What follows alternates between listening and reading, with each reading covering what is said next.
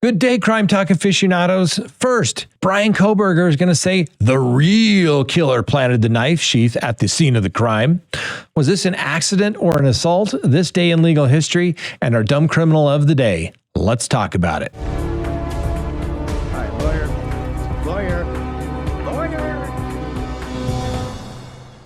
Good day, everyone. My name is Scott Reich, and this is Crime Talk. Thanks for joining us. You know the drill. Subscribe if you haven't. Like if you do. Leave me a comment below.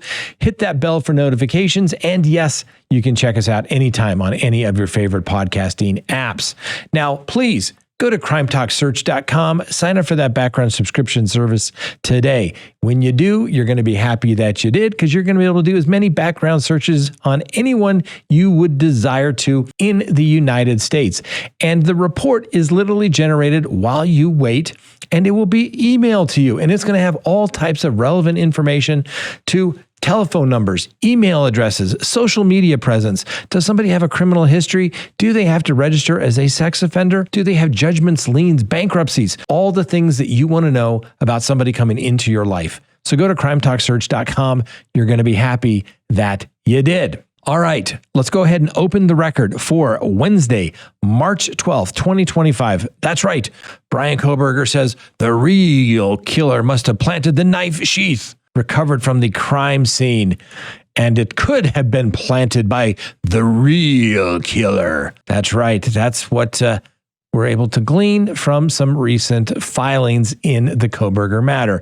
Now, for those who aren't familiar with the Bryan Kohberger matter, he's accused of fatally stabbing Madison Mogen, Kaylee Gonzalez, Zaina Kernodle, and Ethan Chapin at their off-campus home there in Moscow, Idaho, back in November of 2022.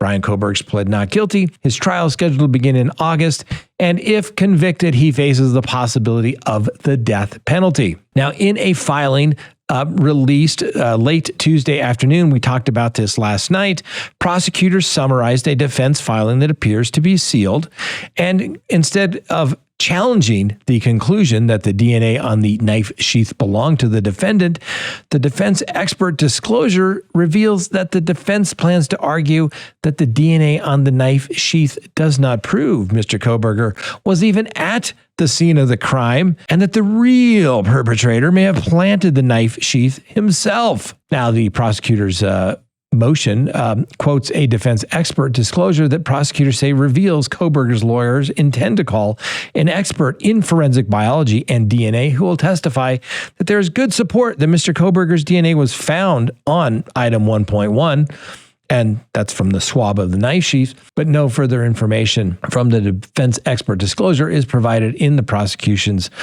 filing, which was dated March 10th, which was just yesterday. Like we talked about it on our live show last night. We talked about how the defense was not going to argue the IgG faults and that the DNA testing must be faulty in some way. No. All right. So anyway, the DNA recovered on the button of the knife sheath ultimately led investigators to Bryan Kohberger. That's right. It's a key piece of evidence. And that issue has been the subject of a lot of pretrial litigation. Anyway, the Idaho State Lab first located the single source of male DNA left on the button snap of the knife sheath found on the bed next to Mogen's body. Police used investigative genetic genealogy, or IgG, with the FBI.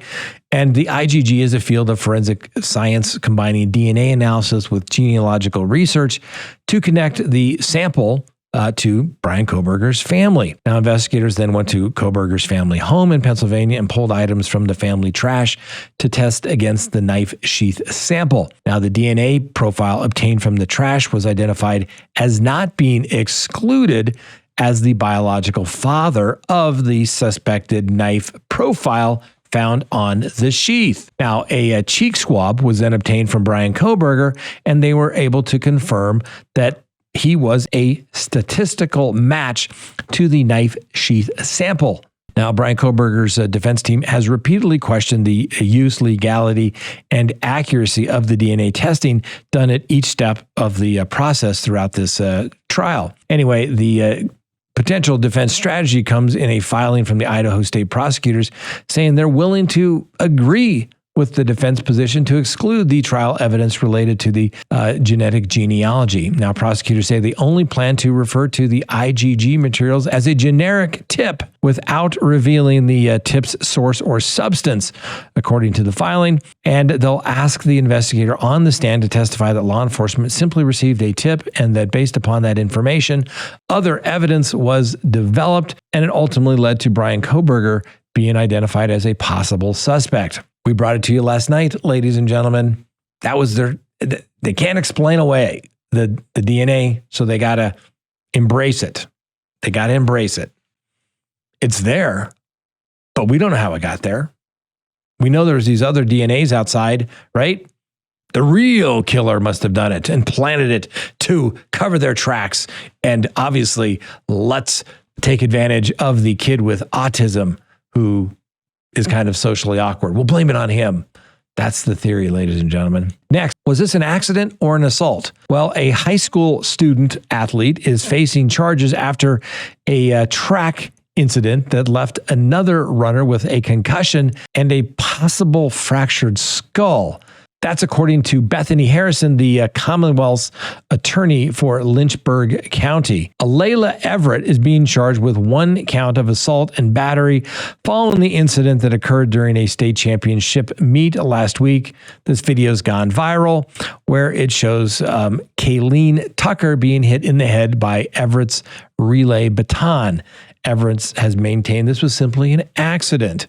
She said that, hey, she was touching us, we were running, she lost her balance, and maybe she got hit a couple of times. Oops.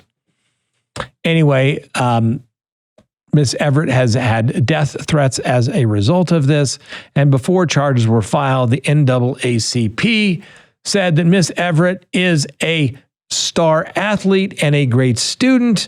How dare you say that this is a criminal offense? And then the Attorney General said, yes, it is.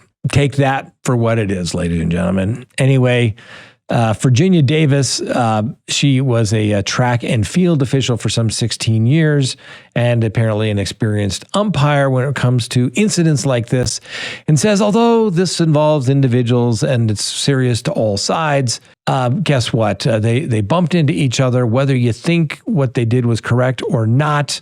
Yeah, like beat the other person with a baton over their head. Come on. How many times have you ever done that when you're out for a run with somebody? Anyway, she says, hey, they're just kids. They're high school students.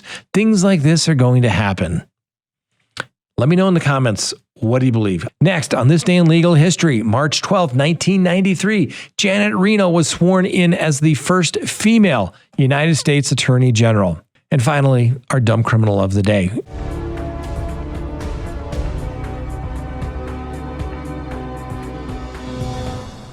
Remember we brought you the story a couple months ago about shoplifters who allegedly used dropping a deuce as a distraction to make off with a basket full of goods.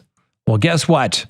The pooper and the shoplifter have been identified and they have been arrested. And we no longer have to refer to them as Mr. Clean and Miss Dookie. So police say Tina Joyce is the one who dropped the deuce in the store and then left Nikeve Curry able to shoplift a cart full of cleaning supplies and beer from the store.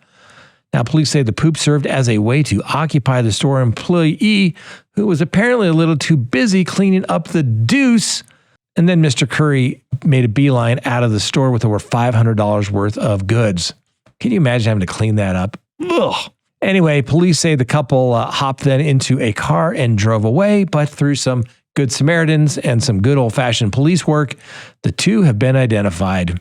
Mr. Curry was in custody for an unrelated battery investigation in nearby county, and he confessed when confronted with the video of his involvement. Now, as for Joyce, the one who had the deuce movement in the store, well, she clammed up, but guess what? She has 14 prior convictions for theft.